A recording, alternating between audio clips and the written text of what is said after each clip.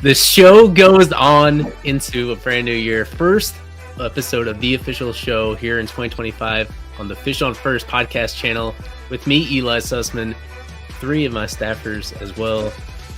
Isaac Azout, Kevin Barral, Alex Carver, our farm director. As we, this has become an annual tradition. I have a lot of fun doing this. We certainly did last year, and now I'm going to participate alongside with you guys in what we call Marlins call-up contest. So you'll get a full experience on this if you're watching on YouTube. But of course, these episodes are available wherever you get your podcast. Subscribe to Fish on First, and we appreciate everybody that supports us that way.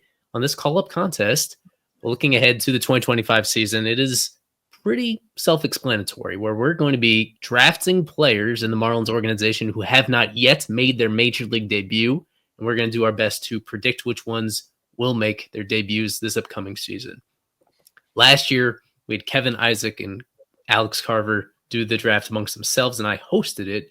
Just a refresher about how that went last year. It was a 5-round draft. Keep in mind, this is a team that was coming off a postseason appearance in 2023. It was at a time where the farm system, as Alex can attest to, the farm system was in poor shape. So there just were not a whole lot of guys there that you had conviction. Among the guys who hadn't debuted already, there weren't a lot of obvious picks here. It was difficult, and our results kind of reflect that. So although I have all the admiration in the world for you guys and how closely you follow this system, only 4 out of 15 picks correct in this one. Anthony Maldonado, Rodri Munoz, Griffin Conine, Eli Villalobos, just to give examples of players that were eligible last year who debuted for the Marlins during that 2024 season. Isaac got 2 of his 5 selections right. Kevin got 2 of his 5. And Alex 0 for 5 last year. More confident this time around, considering that this team has many more unsettled positions, both on the pitching staff and even on the position player side. There are going to be opportunities this year, if nothing else, for new players to emerge and win us over. It's not about how they perform once they get up there. It's not about how long they spend on this active roster. It's simply about players that we think are going to get that opportunity for the very first time in 2025. And if you're watching, you see there are many holdovers here that are still eligible for the 2025 edition of the contest. A few here that I expect would get drafted at some point as we go through this. There's so many options out there that I'm going to join in this draft as well this year. We're going to do, it's still 5 rounds, but it's going to be 4 of us picking. So we're going to select 20 total players. Unlikely that there are 20 different guys that make their debuts during the upcoming season. It's possible, though, just with all the candidates that are out there, depending on injuries and trades and whatnot. So I think we're all on the same page about how this works right here.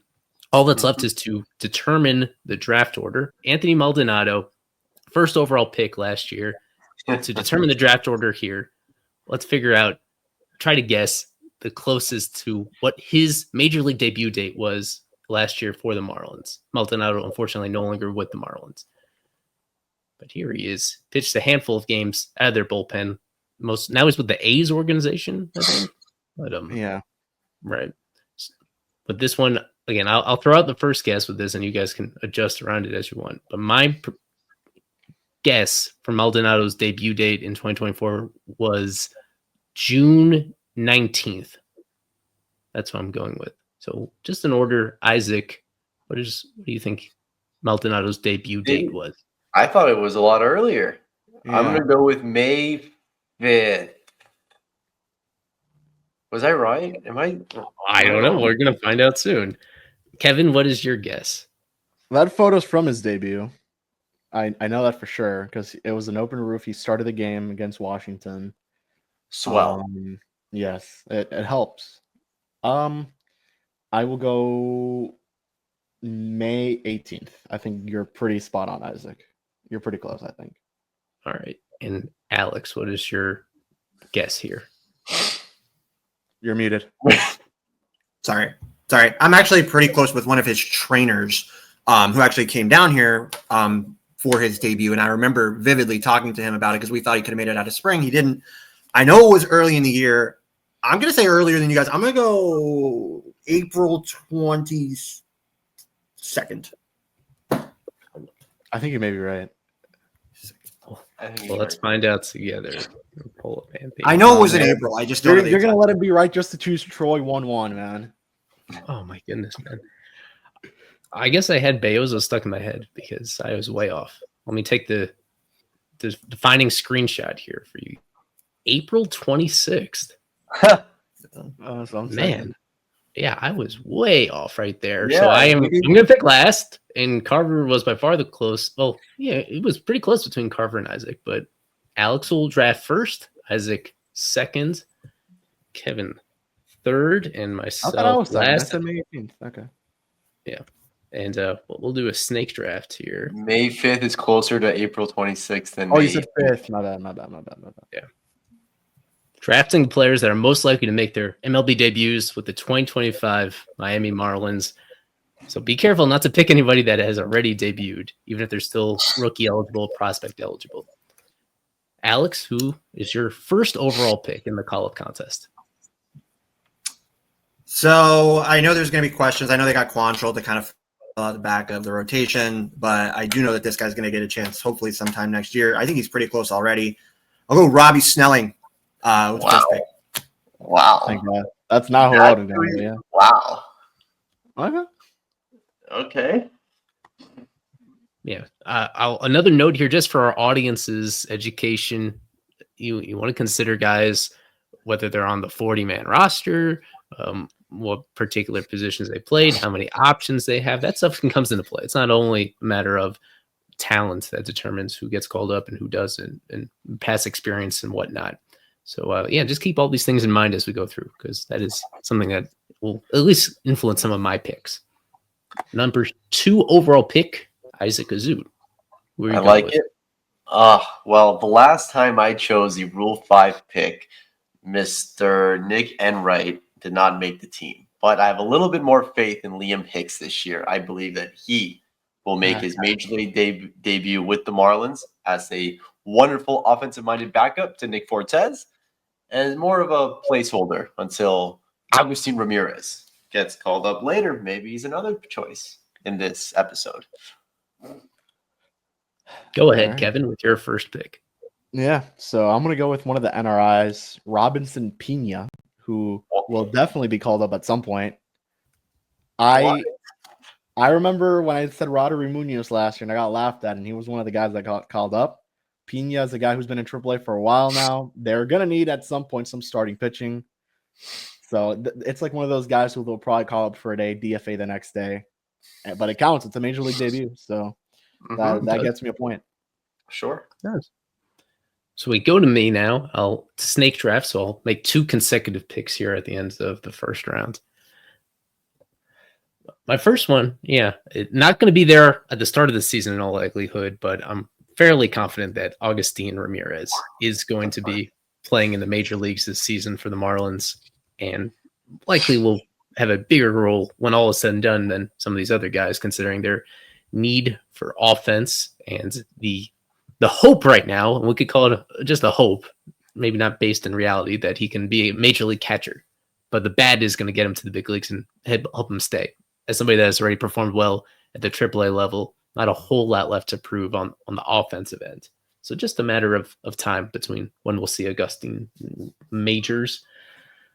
A second pick, I'll play it boring and go with a reliever who's already on the 40-man roster. Oh my Luarbert. Oh, you got my guy. Very quietly had a good season last year. I think he spent the whole year Picked him at last year. AAA. Yeah. He wasn't on the 40-man last year, but he did pitch well across the AAA level. I love his slider, and he's got very good control for a reliever. At some point during the year, the opportunity is going to be coming around for Arias. How long he stays, who knows? But that, to me, is the safest, boringest pick outside of Hicks. Hicks I think, is a slam dunk as long as, doesn't have any sort of unfortunate medical setback. But we now go back to Kevin with his second pick. Yeah, you got my guy. I'm gonna go with Deyvison de los Santos. That's fine. Bound to debut at some point.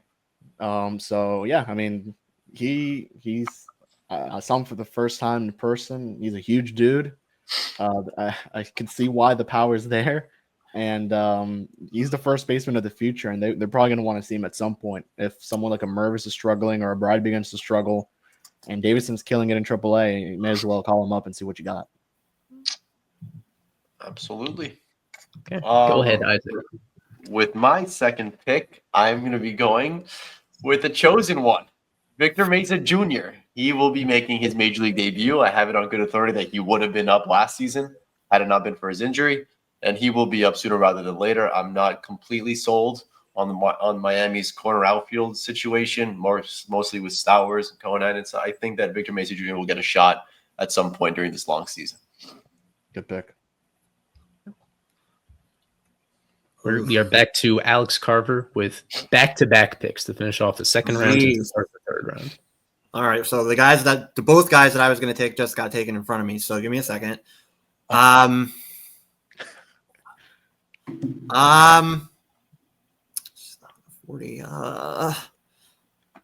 Can't take Arias. You got him. Oh my god. I will go with. I'll go Joe Mack.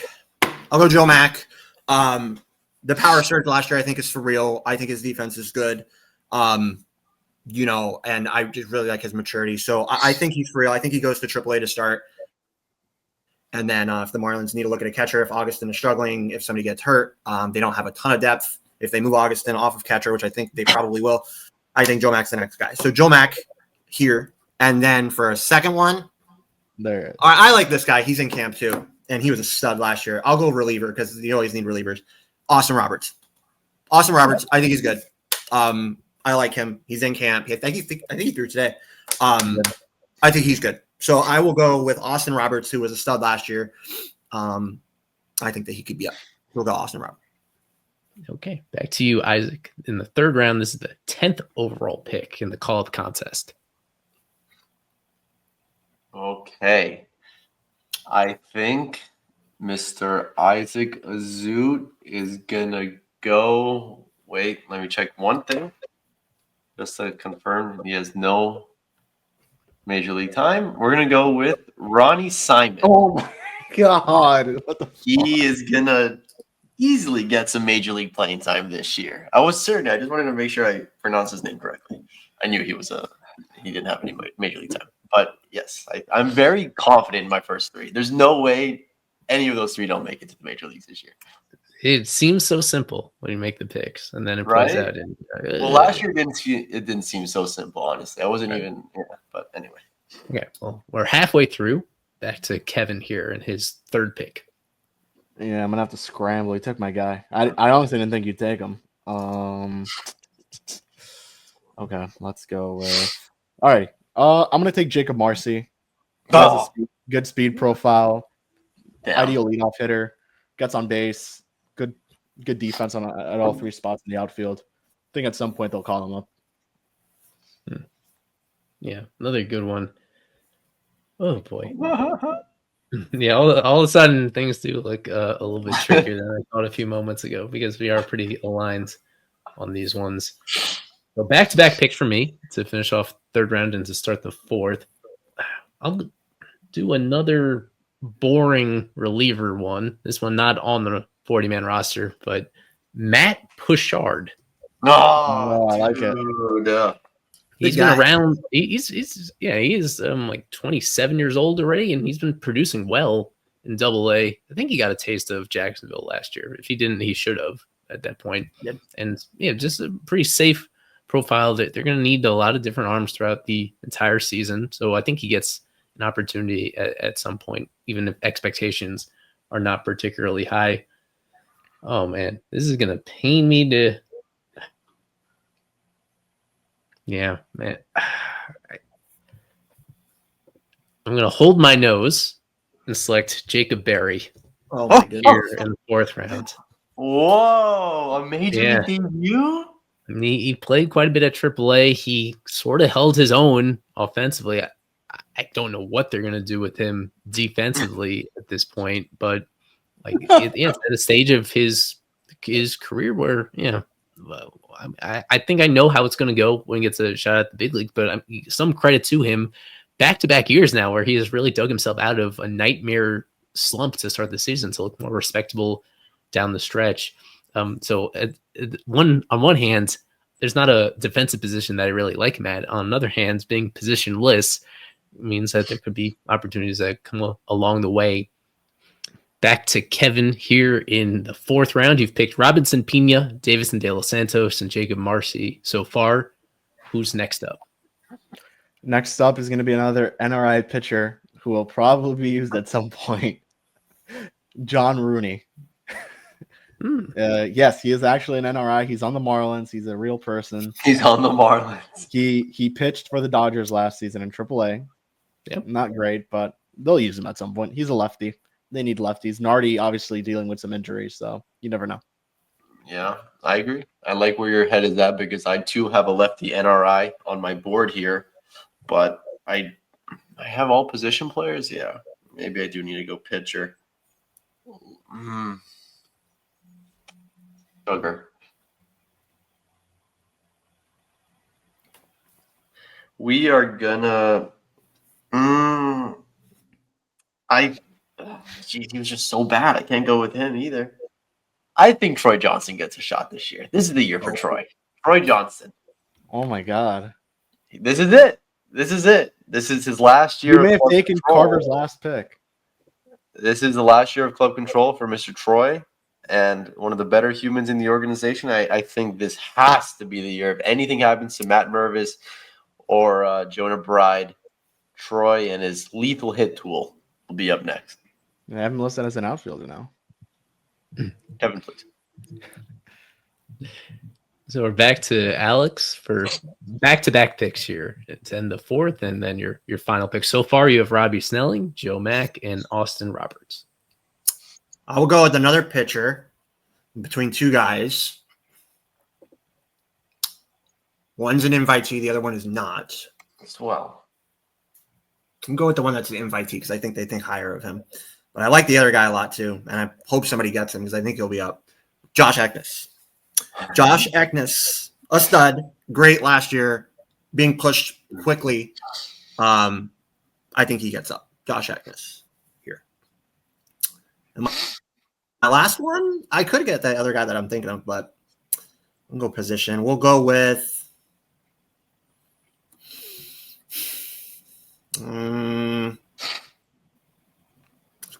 I was gonna pick Troy because you can't leave him there, but I got him.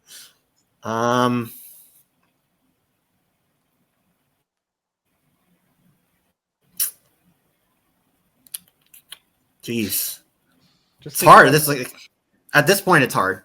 I think 4 people, 5 picks each was the perfect number, honestly. Jared Serna. Oh my God, Jared Serna. Plays all over. Was good last year with the hit tool. Gets on base. Jared Serna. Yeah, I had him here too. Shit, I didn't know whether to go with him. I went with Troy over him. I just think Otto and Xavier and Norby are gonna be okay where they might not need to call him up for a minute. All right, my final pick will be a left-handed NRI, Dale Stanavich. I think that, hey, not a lot of lefties out there in that Miami bullpen. He and Rooney, like Kevin chose, I think those are going to be some guys that we might see relatively quickly, unfortunately. Okay, time for Kevin's final pick. I'm going to go with another infielder. Not another one, a infielder. I'm going to go with Max Acosta, acquired in the Jake Berger trade. Plays a little bit everywhere, shortstop, third, second. You know, if they don't feel like Serna's ready, they could go with someone who's a little bit older and Acosta. Yeah, so I'm debating. Not bold enough to say Thomas White here, even though best prospect in the organization and it's going to start off in Double-A. Pitchers go through the system faster than you think, but with a team that's not contending, I don't think they're going to start his clock any sooner than they have to, which means in 2026. And yeah, overall, you did a good job cleaning out my board right here. I consider Dax Fulton here. There's still just a lot of question about how quickly he gets reacclimated after coming off missing the better part of 2 years due to injury. I'm not going to go with Dax. I think he's going to spend this whole year in the upper minors getting right, getting back on track. So I will pick another reliever, and this one, not even in big league camp right here, but there was a time last year where I kind of had him in the same bucket as Josh Ekness, even though Ekness pulled away late in the year. But Nigel Belgrave really caught my attention last season. Made it up to AA at the end of the year. Before that, like the numbers, especially for him against right-handed batters, are totally off the charts. His sweeper is one of my favorite pitches to watch in this whole organization. So like Ekness, same draft class, I believe, where a day 3 draft pick, but somebody that yet is going to rise through the system, I think, a lot quicker than those drafted ahead of him. So even though didn't get not in big league camp right now, if he just has half a season of success at some point next year, those guys can really rise quickly. And he has that one pitch that really gets me excited. He got results for the better part of last season at the high A and low A levels. And I think that's going to continue this year. To round up, we had Alex Carver's picks: Robby Snelling, Joe Mack, Austin Roberts, Josh Ekness, and Jared Serna. Isaac drafted Liam Hicks, Victor Mesa Jr., Ronny Simon, Troy Johnston, finally Troy, fingers crossed, and Dale Stanavich. Kevin selected Robinson Piña, Deyvison de los Santos, Jakob Marsee, John Rooney, Max Acosta, and myself, Ely, Agustín Ramírez, first round, Luarbert Arias, second round, Matt Pushard, third round, Jacob Berry in the fourth round, and Nigel Belgrave is Mr. Irrelevant, the 20th and final overall pick of this draft right here. Any other names you guys want to throw out here that at least crossed your minds in this organization right now that could find their way to the big leagues, even if they didn't crack our board anywhere? I like Ricky DeVito was going to be the other guy that I was going to mention, that there was 99 miles an hour with a sick curveball down to 81. I think that guy's good. I was going to pick him, but I didn't want to go too many pitchers. So I got Serna instead, but I do like Ricky DeVito. Keep an eye on that guy. That's good. For a debut, like I said, he was just not very good last year, but I think they like him somewhat. And Patrick Monteverde, I think he's got a strong chance of getting his first chance. I did have Jacob Berry on my board as well. I can't believe I did. And Luis Palacios is another one. I don't know how. How is? I mean, they brought him back, so yeah. How is Arsenal would fare at the highest level? But he was one more, and then the other guy. There's one more person who Arias was. I wanted to go him number 1, but no, actually, those are the only two who I think have an outside chance here. Yeah, I mean, I consider Dax. Maybe MD Johnson. I guess He could debut. The doctor. Jeez. Yeah, I mean, considering some of the relievers like Justin King, Wusa Go, Josh Simpson, Roa, Christian Roa. Oh, damn it. You know what? I should have picked Simpson. I really, I feel a little more strongly about Simpson than Belgrave. Now I was surprised with Belgrave, to be honest. Well, yeah. It was going to be a reliever one way or the other. Josh Simpson coming off a distressing year for him, kind of a lost year, but due to injury. And you wonder, as long as his fastball comes back a little bit in terms of command and velo, then I think that makes him usable again. And he got so close in 2023. He was one of those guys that got called up, didn't pitch at all, and then got optioned down. So as we look forward to this season, keep in mind that doesn't count. Don't get overly excited when somebody gets called up. You want to make sure they actually appear in a game before you do a victory dance about any of your picks right here. We'll be tracking this throughout the entire season, though. So, and one other name is, if we haven't already mentioned enough, Andrew Pintar, who didn't hit at all at AA when he got his opportunity late in the season, but he did look better in the fall league. And for a team that just has no short-term idea what they're doing in center field, it wouldn't be a total shock if some injuries mount. He gets on base at a solid rate in the upper minors, and Andrew Pintar gets an opportunity at some point during the year. So there it is, 2025 Marlins Call-Up Contest here on the official show with Isaac Azout, Kevin Barral, Alex Carver, and myself, Ely Sussman, right here. Something we'll be following throughout the entire season, during a season where we're going to be seeing just a whole lot of different faces. Maybe not as many total players as last year. Last year was a major league record in that regard, but Wouldn't be surprised if we're sniffing somewhat in similar territory right there. And this time doing it more so with guys that have been developed at least for some portion of time in this organization instead of claiming all these strangers off the scrap heap, which was last year. So it should be a more fun year, even though I think we're all aligned. Not particularly competitive year at the major league level. Of course, we're going to have you covered here on Fish on First leading up to opening day to give you a really comprehensive idea of where this organization is and where it's headed.